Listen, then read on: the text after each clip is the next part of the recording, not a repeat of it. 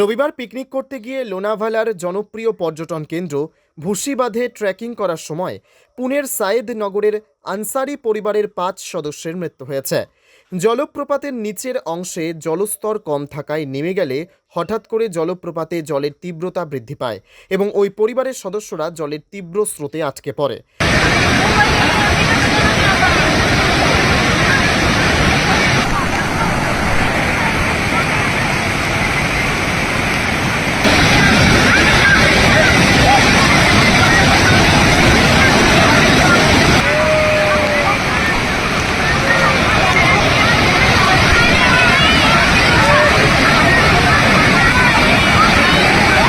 পরিবারের সদস্যরা একে অপরকে ধরে রাখার চেষ্টা করলেও প্রবল স্রোতের কাছে তাদের প্রাণহানি রোধ করা সম্ভব হয়নি। ঘটনাস্থানে উপস্থিত স্থানীয়রা তাদের উদ্ধারের চেষ্টা করলেও ব্যর্থ হন। পুলিশ দ্রুত দুর্ঘটনাস্থলে পৌঁছে উদ্ধার কাজ শুরু করেছে। দীর্ঘ চেষ্টার পর একজন মহিলাসহ ৩ জনের মৃতদেহ উদ্ধার করা হয়েছে, তবে এখনও নিখোঁজ রয়েছে একজন বালক ও একজন শিশু। তাদের উদ্ধারের জন্য তল্লাশি অভিযান চলছে।